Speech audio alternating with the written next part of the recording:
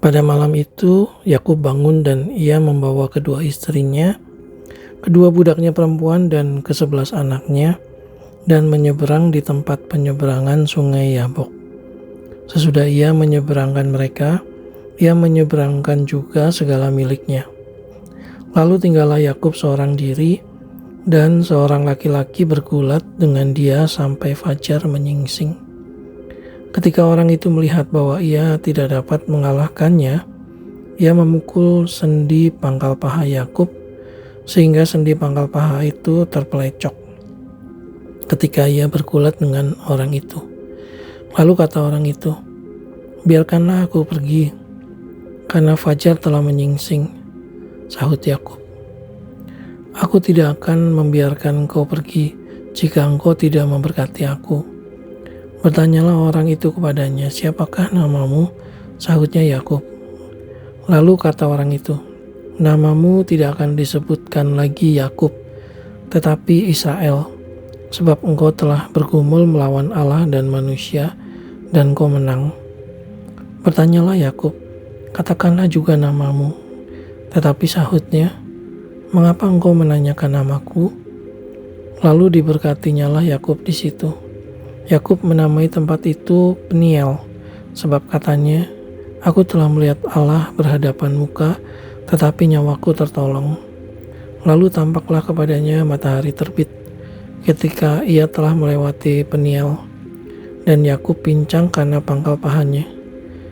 Itulah sebabnya sampai sekarang orang Israel tidak memakan daging yang menutupi sendi pangkal paha, karena dia telah memukul sendi pangkal paha Yakub pada otot pangkal pahanya. Yakub pun melayangkan pandangnya. Lalu dilihatnyalah Esau datang dengan diiringi oleh 400 orang. Maka diserahkannyalah sebagian dari anak-anak itu kepada Lea dan sebagian kepada Rahel, serta kepada kedua budak perempuan itu. Ia menempatkan budak-budak perempuan itu beserta anak-anak mereka di muka, Lea beserta anak-anaknya di belakang mereka, dan Rahel beserta Yusuf di belakang sekali. Dan ia sendiri berjalan di depan mereka, dan ia sujud sampai ke tanah 7 kali, hingga ia sampai ke dekat kakaknya itu. Tetapi Esau berlari mendapatkan dia. Didekapnya dia, dipeluk lehernya, dan diciuminya dia. Lalu bertangis-tangislah mereka. Kemudian Esau melayangkan pandangnya. Dilihatnyalah perempuan-perempuan dan anak-anak itu, lalu ia bertanya, "Siapakah orang-orang yang beserta engkau itu?" Jawab Yakub, "Anak-anak yang telah dikaruniakan Allah kepada hambamu ini." Sesudah itu mendekatlah budak-budak perempuan itu beserta anak-anaknya, lalu mereka sujud. Mendekatlah juga Lea beserta anak-anaknya, dan mereka pun sujud. Kemudian mendekatlah Yusuf beserta Rahel, dan mereka juga sujud.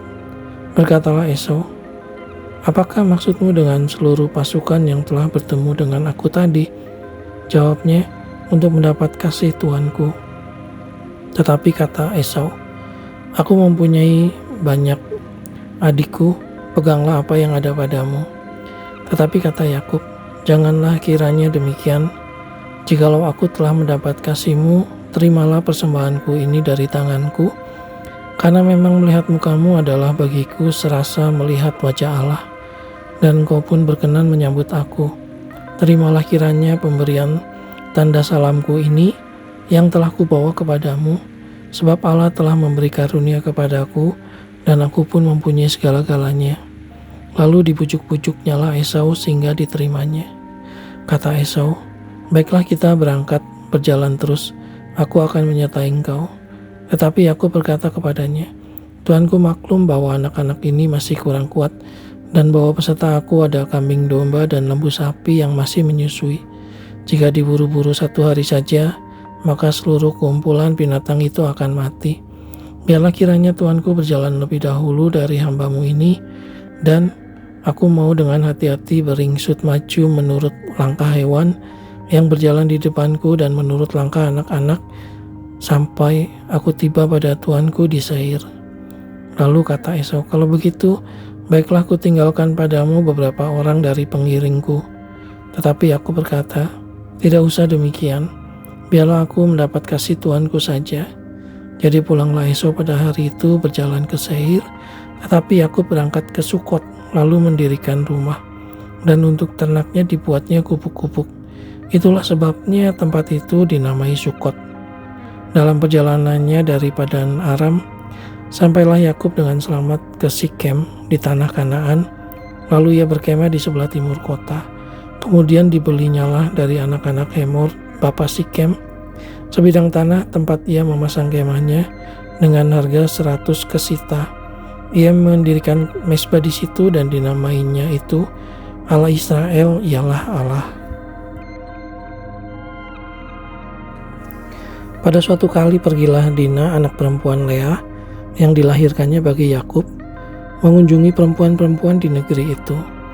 Ketika itu terlihatlah ia oleh Sikem, anak Hemor, orang Hewi, raja negeri itu. Lalu Dina itu dilarikannya dan diperkosanya. Tetapi terikatlah hatinya kepada Dina, anak Yakub. Ia cinta kepada gadis itu, lalu menenangkan hati gadis itu. Sebab itu berkatalah Sikem kepada Hemor ayahnya, ambillah bagiku gadis ini untuk menjadi istriku. Kedengaranlah kepada Yakub bahwa Sikem mencemari Dina, tetapi anak-anaknya ada di padang menjaga ternaknya. Jadi Yakub mendiamkan soal itu sampai mereka pulang. Lalu Hemor ayah Sikem pergi mendapatkan Yakub untuk berbicara dengan dia. Sementara itu anak-anak Yakub pulang dari padang, dan sesudah mendengar peristiwa itu, orang-orang ini sakit hati dan sangat marah karena Sikem telah berbuat noda di antara orang Israel dengan memperkosa anak perempuan Yakub. Sebab yang demikian itu tidak patut dilakukan. Berbicaralah Hemor kepada mereka itu, hati Sikem anakku mengingini anakmu. Kiranya kamu memberikan dia kepadanya menjadi istrinya. Dan biarlah kita mengambil, berikanlah gadis-gadis kamu kepada kami dan ambillah gadis-gadis kami. Tinggallah pada kami, negeri ini terbuka untuk kamu. Tinggallah di sini, jalanilah negeri ini dengan bebas dan menetaplah di sini. Lalu Sikem berkata kepada ayah anak itu dan kepada kakak-kakaknya, biarlah kiranya aku mendapat kasihmu, aku akan memberikan kepadamu apa yang kamu minta. Walaupun kamu bebankan kepada aku uang jujuran dan uang mahar seberapa banyak pun, aku akan memberikan apa yang kamu minta. Tetapi berilah gadis itu kepadaku menjadi istriku. Lalu anak-anak Yakub menjawab Sikem dan Hemor ayahnya dengan tipu muslihat, karena Sikem telah mencemari Dina adik mereka itu. Berkatalah mereka kepada kedua orang itu, kami tidak dapat berbuat demikian, memberikan adik kami kepada seorang laki-laki yang tidak bersunat, sebab hal itu aib bagi kami. Hanyalah dengan syarat ini kami dapat menyetujui permintaanmu. Kamu harus sama seperti kami, yaitu setiap laki-laki di antara kamu harus disunat. Barulah kami akan memberikan gadis-gadis kami kepada kamu dan mengambil gadis-gadis kamu. Maka kami akan tinggal padamu dan kita akan menjadi satu bangsa. Tetapi jika kamu tidak mendengarkan perkataan kami dan kamu tidak disunat, maka kami akan mengambil kembali anak itu lalu pergi. Lalu Hemor dan Sikem, anak Hemor, menyetujui usul mereka, dan orang muda itu tidak bertangguh melakukannya, sebab ia suka kepada anak Yakub. Lagi pula ia seorang yang paling dihormati di antara seluruh kaum keluarganya. Lalu pergilah Hemor dan Sikem anaknya itu ke pintu gerbang kota mereka, dan mereka berbicara kepada penduduk kota itu, orang-orang itu mau hidup damai dengan kita. Biarlah mereka tinggal di negeri ini dan menjalaninya dengan bebas. Bukankah negeri ini cukup luas untuk mereka? Maka kita dapat mengambil gadis-gadis mereka menjadi istri kita, dan kita dapat memberikan gadis-gadis kita kepada mereka. Namun hanya dengan syarat ini orang-orang itu setuju tinggal bersama-sama dengan kita, sehingga kita menjadi satu bangsa, yaitu setiap laki-laki di antara kita harus disunat seperti mereka bersunat. Ternak mereka, harta benda mereka, dan segala hewan mereka Bukankah semuanya itu akan jadi milik kita? Hanya biarlah kita menyetujui permintaan mereka, sehingga mereka tetap tinggal pada kita. Maka usul Hemor dan Sikem anaknya itu didengarkan oleh semua orang yang datang berkumpul di pintu gerbang kota itu. Lalu disunatlah setiap laki-laki, yakni setiap orang dewasa di kota itu.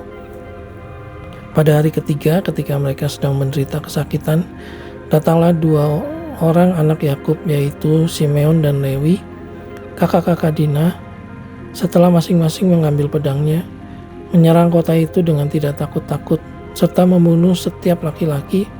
Juga Hemor dan Sikem anaknya dibunuh mereka dengan mata pedang.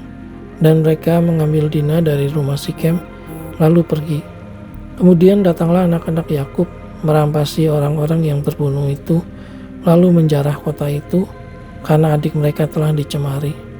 Kambing dombanya dan lembu sapinya, keledainya dan segala yang di dalam dan di luar kota itu dibawa mereka. Segala kekayaannya, semua anaknya dan perempuannya ditawan dan dijarah mereka, juga seluruhnya yang ada di rumah-rumah. Yakub berkata kepada Simeon dan Lewi, "Kamu telah mencelakakan aku dengan membusukkan namaku kepada penduduk negeri ini, kepada orang Kanaan dan orang Feris. Padahal kita ini hanya sedikit jumlahnya. Apabila mereka bersekutu melawan kita, tentulah mereka akan memukul kita kalah, dan kita akan dipunahkan, aku beserta seisi rumahku." Tetapi jawab mereka, "Mengapa adik kita diperlakukannya sebagai seorang perempuan sundal?"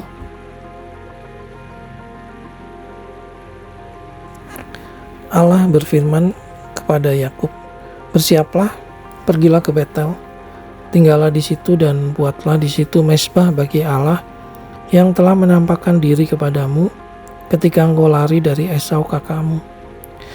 Lalu berkatalah Yakub kepada seisi rumahnya dan kepada semua orang yang bersama-sama dengan dia, "Jauhkanlah dewa-dewa asing yang ada di tengah-tengah kamu, tahirkanlah dirimu dan tukarlah pakaianmu. Marilah kita bersiap dan pergi ke Betel. Aku akan membuat mezbah di situ bagi Allah yang telah menjawab aku pada masa kesesakanku dan yang telah menyertai aku di jalan yang kutempuh." Mereka menyerahkan kepada Yakub segala dewa asing yang dipunyainya mereka dan anting-anting yang ada pada telinga mereka. Lalu Yakub menanamnya di bawah pohon besar yang dekat Sikem. Sesudah itu berangkatlah mereka, dan kedahsyatan yang dari Allah meliputi kota-kota sekeliling mereka, sehingga anak-anak Yakub tidak dikejar.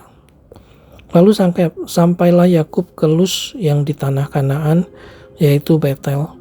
Ia dan semua orang yang bersama-sama dengan dia.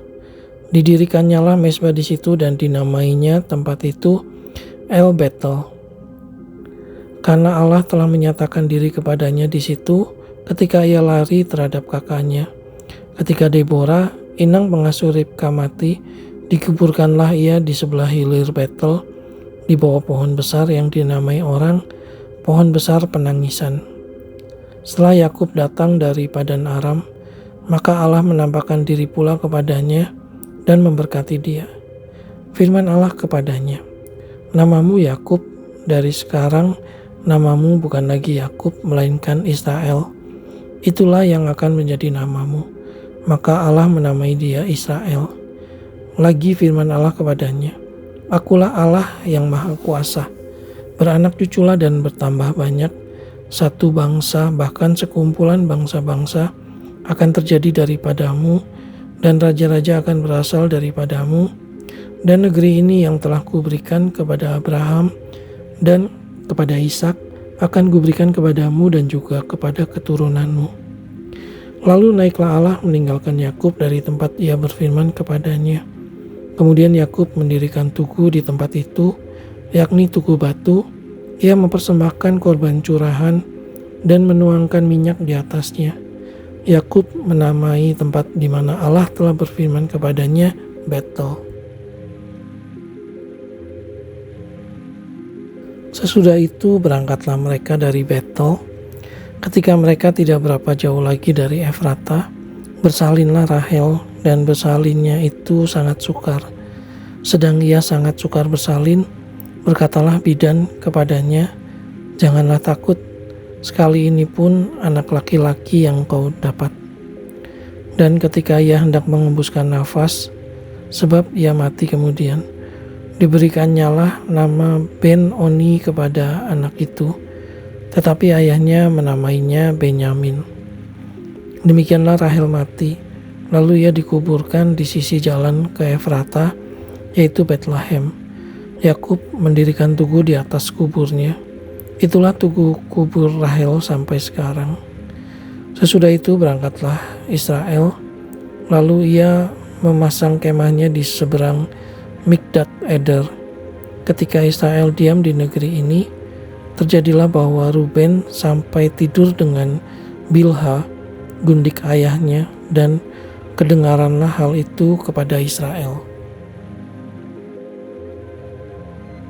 Adapun anak-anak lelaki Yakub 12 orang jumlahnya.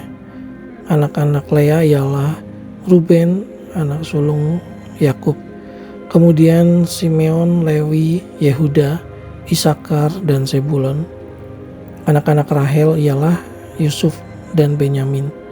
Dan anak-anak Bilha, budak perempuan Rahel, ialah Dan serta Naftali. Dan anak-anak Silpa, budak perempuan Lea, ialah Gad dan Asher. Itulah anak-anak lelaki Yakub yang dilahirkan baginya di Padan Aram. Lalu sampailah Yakub kepada Ishak ayahnya di Mamre dekat Kiryat Arba. Itulah Hebron, tempat Abraham dan Ishak tinggal sebagai orang asing. Adapun umur Ishak 180 tahun. Lalu meninggallah Ishak. Ia mati dan dikumpulkan kepada kaum leluhurnya. Ia tua dan suntuk umur. Maka Esau dan Yakub, anak-anaknya itu, menguburkan dia.